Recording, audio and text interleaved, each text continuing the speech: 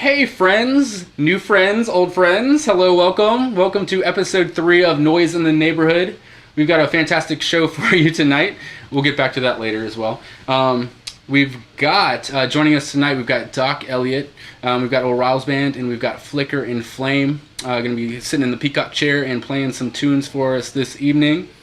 Before we get to that though, I want to get to this first. We're going to do our first ever Noise in the Neighborhood contest. Disclaimer, asterisk, it's a IOU contest, so I'll get to that further later.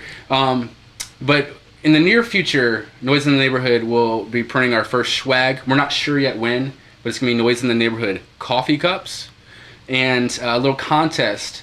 The winner of this contest will get the first 2 Noise in the Neighborhood coffee cups, the first set, for free that we print up.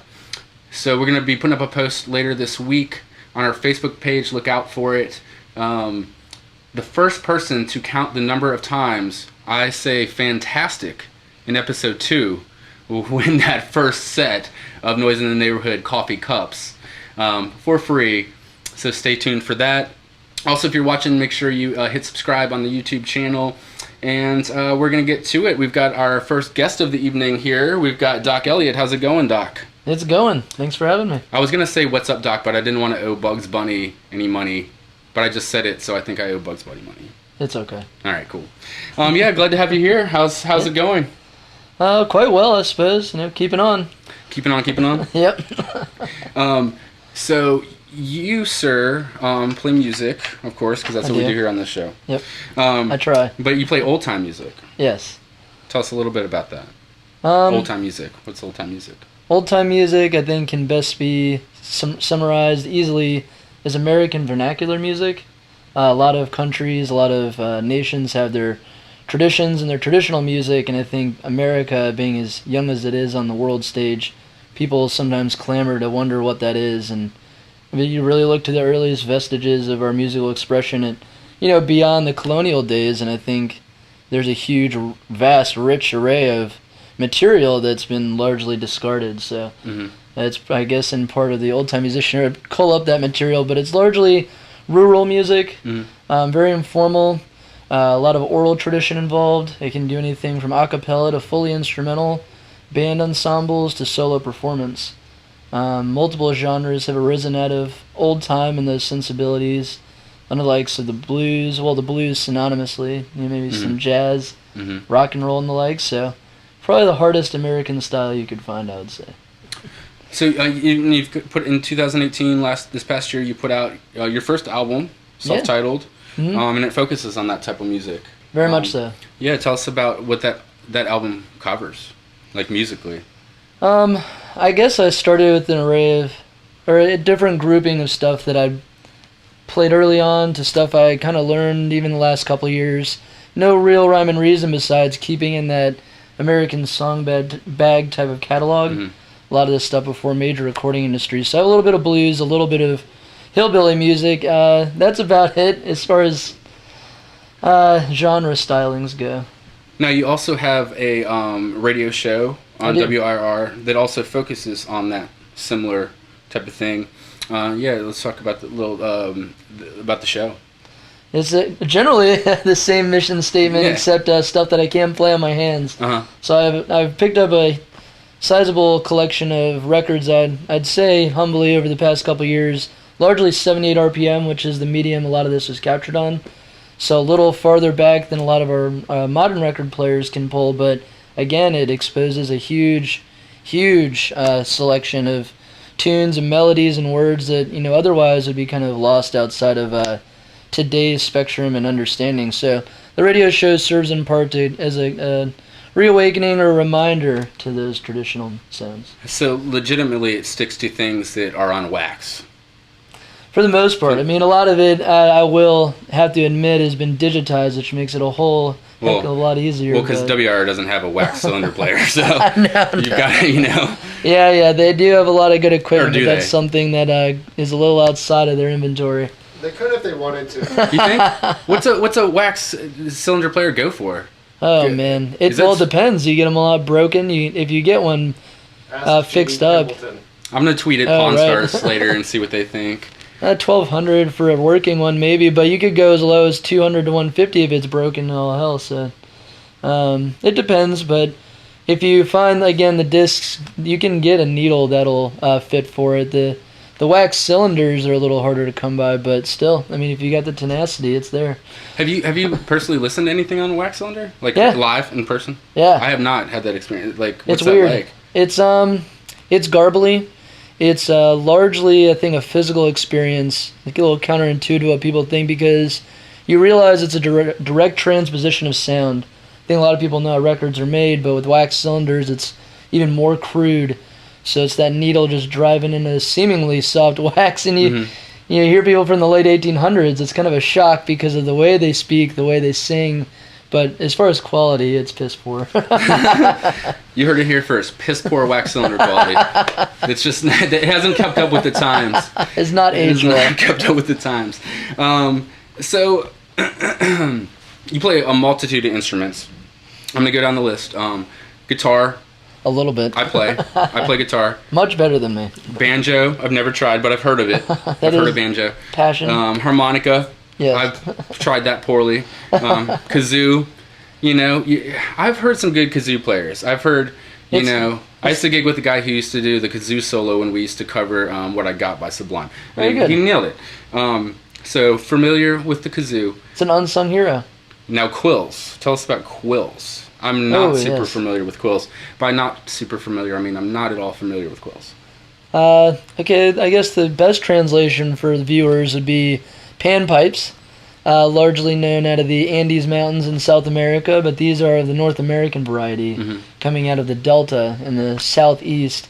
And their placement within American vernacular is within the roots of the blues. And a lot of people don't contend with or realize a lot is that the blues found its first rhythms within fife and drum music, very percussion based. And so the quills developed out of that tradition. And I learned them from a player off of records named Henry Thomas, who is a kind of a singular character, and later from Mike Seeger and by the likes of Dom Fleming. So there's very few of these practitioners, but it is a very unique and, I guess, rural sound if you want to be colloquial. And then you make your own out of bones, I believe? Yeah, I did not. I came a little under for today. Bones, rhythm bones, generally made out of ox bone shin, sometimes whale bone, and definitely for those with less of a budget, lighter woods or even denser. It doesn't really matter. But they're basically just two little bars, a little concave, and you position them in your hand. You have one fixed point, and you have one kind of moving joint, and you make a clack, and it goes with the back rhythm of a lot of string band music before placement of drums, maybe substitute for washboard or something. So, yeah.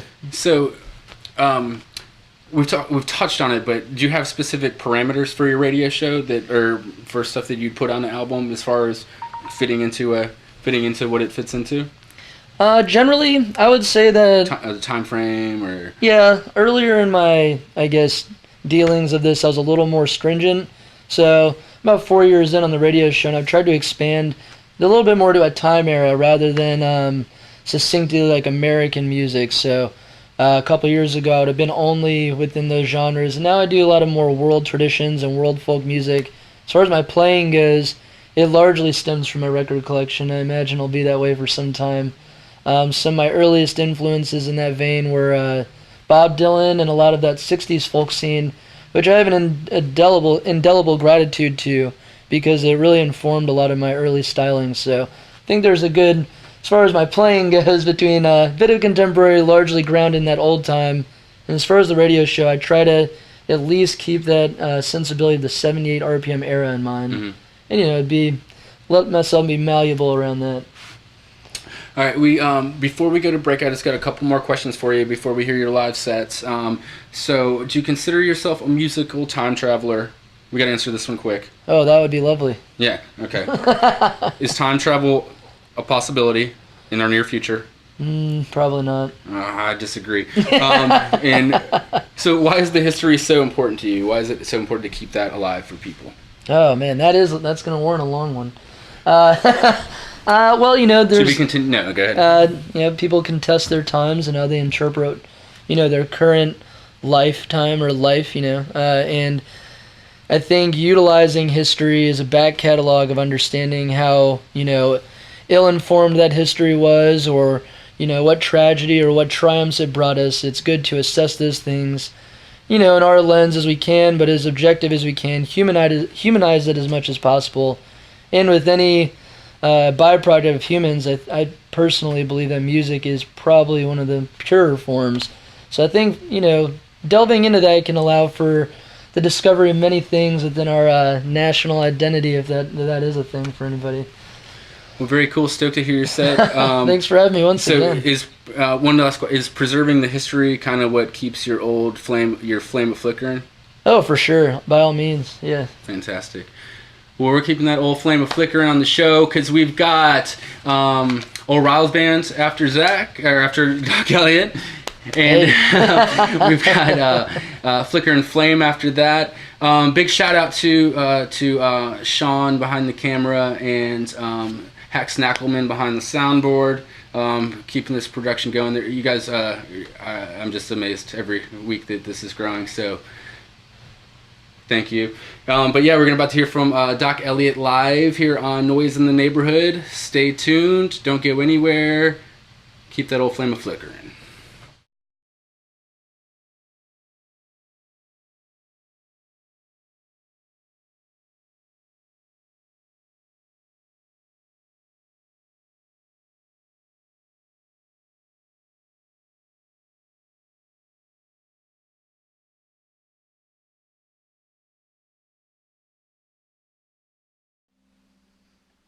My name's Doc Elliott. I'm here at Noise in the Neighborhood. Thanks for having me.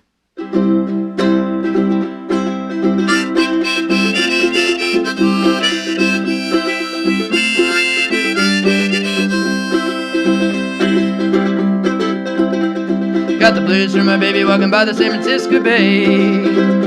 She's on an ocean line and not so far away. Wish I didn't treat her so bad. She's the best friend I'm ever gonna have. I said goodbye, starting to cry now. Just wanna lay down and die. While I haven't got a nickel, ain't got a lousy dime. She don't come back, think I'm gonna lose my mind. She ever come back to stay, it's gonna be a brand new day. Walking with my baby by the San Francisco Bay.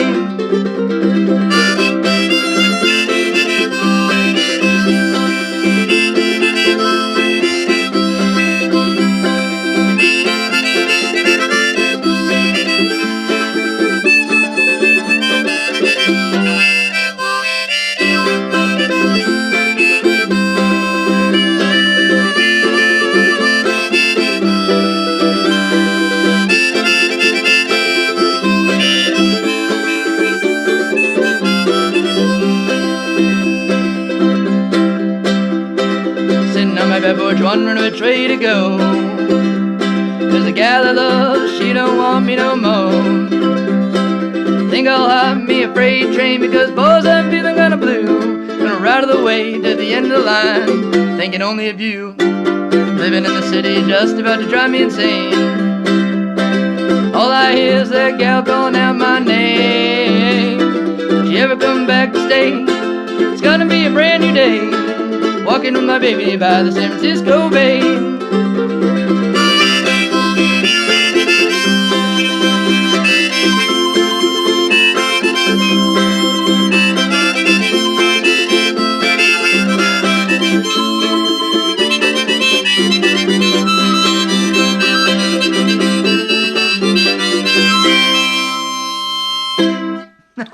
Thank you.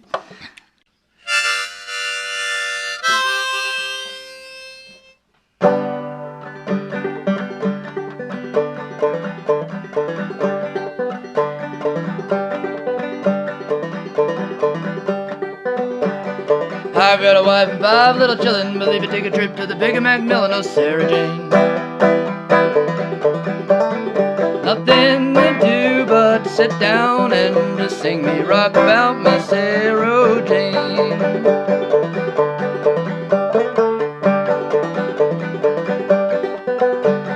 You better get it running when the whistle don't blow. You know the captain of the fell overboard, oh Sarah Jane. Nothing to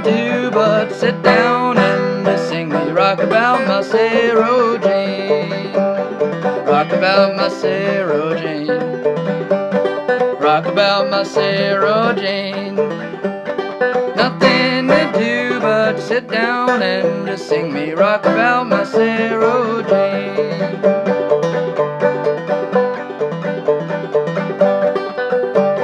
The engine give a crack, the whistle give a squall, the engineer run to the hole in the wall, oh Sarah Jane.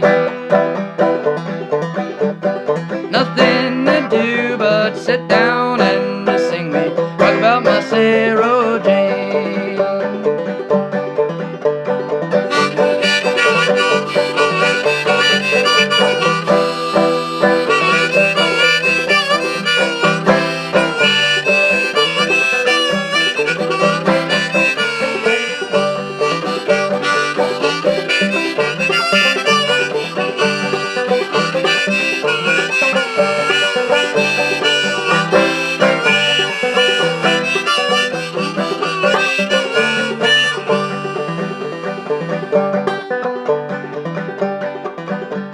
The Yankees building boats for to shoot them rebels. My guns are loaded and oh, she's a level, though Sarah Jane. Nothing to do but sit down and just sing me rock about my Sarah Jane.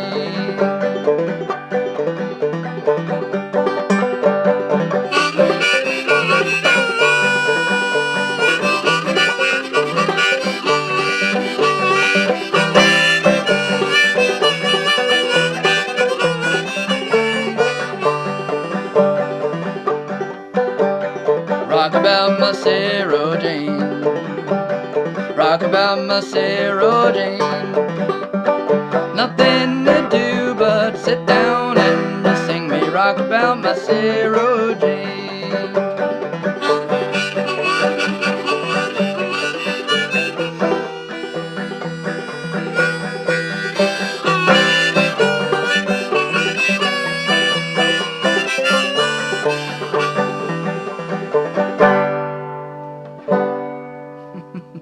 Got one more uke song for all you fine folks in the neighborhood.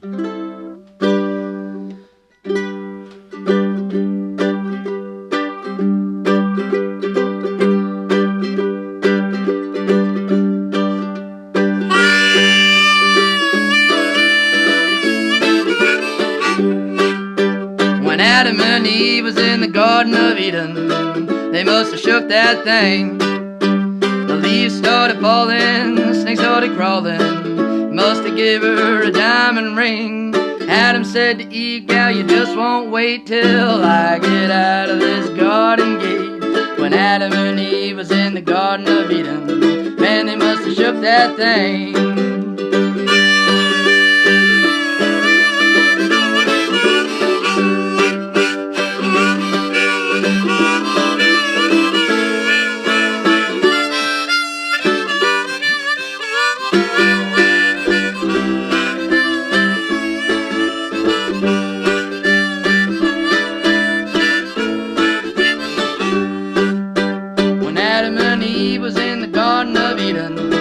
They must have shook that thing. The leaves started falling, the snakes started crawling. He must have given her a diamond ring. He said, Adam, if you care for me, you'll bite this fruit from the forbidden tree. Yes, Adam and Eve was in the Garden of Eden. They must have shook that thing.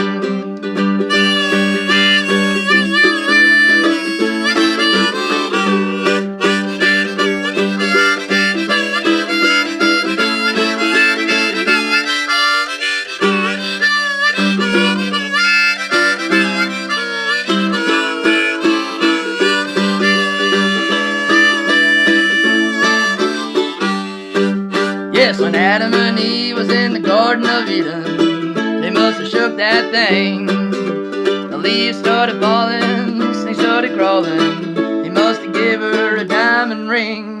Eden said to Adam, you care for me, you'll come right to bed and see with me. Yeah, Adam and Eve was in the Garden of Eden. They must have shook that thing.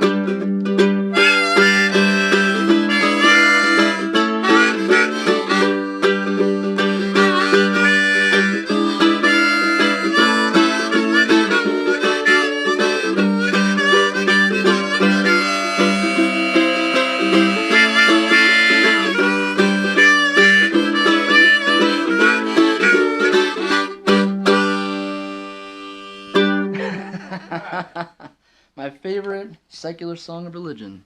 These are my quills. Gonna go fishing.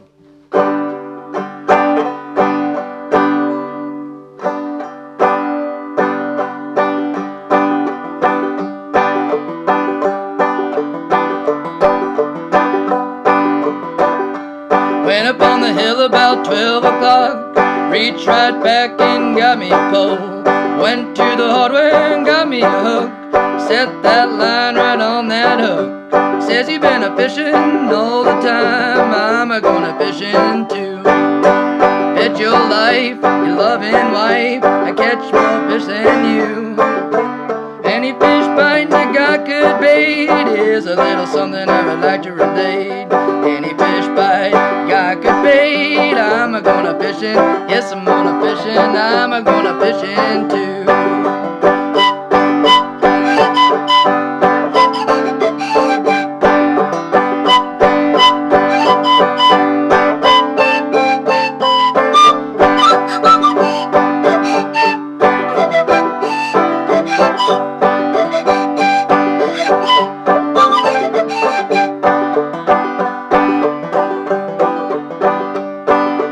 Went down the river about 1 o'clock, spied those catfish swimming around. I got so hungry, didn't know what to do. I'm gonna get me a catfish too.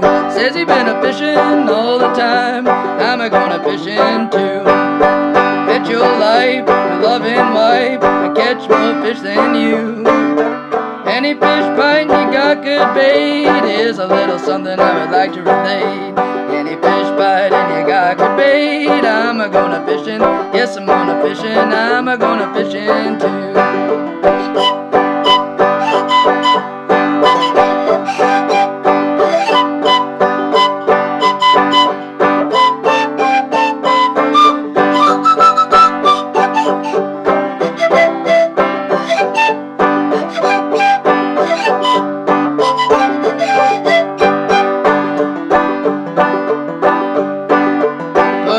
Skillet led by the lid, mama's gonna cook 'em in the shortening bread. Says you been a fishing all the time, I'm a gonna fishing too. Bet your life, your loving wife, I catch more fish than you. Any fish bite you got good bait, is a little something I would like to relate. Any fish bite and you got good bait, I'm a gonna fishing, yes I'm gonna fishing, I'm a gonna fishing too.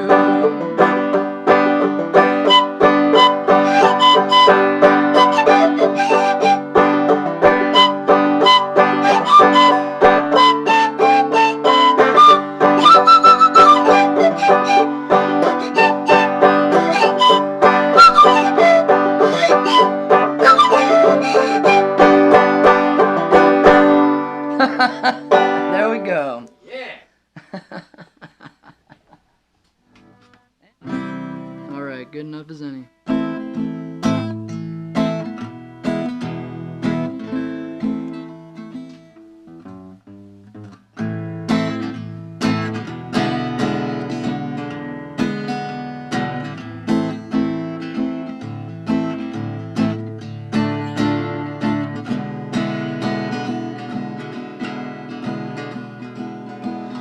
Little man walked up and down, pounding eating place here in town. He read the menu through and through to see what 50 cents could do. One meatball, one meatball, all he could afford was only one meatball.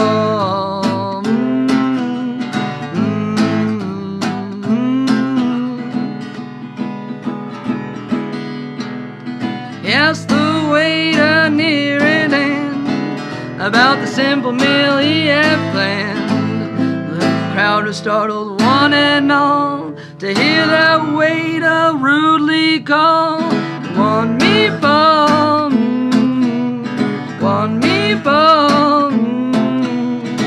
This here chant wants only one meatball.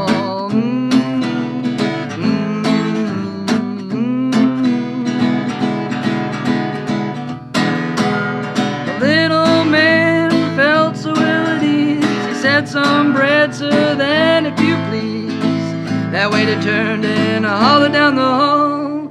You gets no bread with only one meatball. One meatball. One meatball. You don't get bread with only one meatball.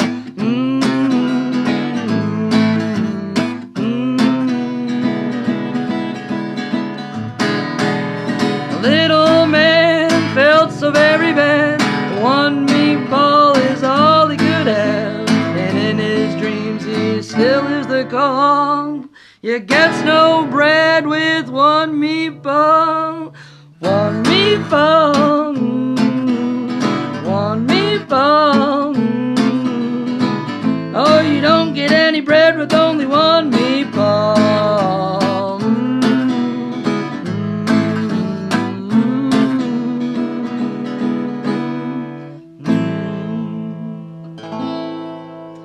Little shabby guitar for you. All right. Thank you for having me once again in Noise in the Neighborhood.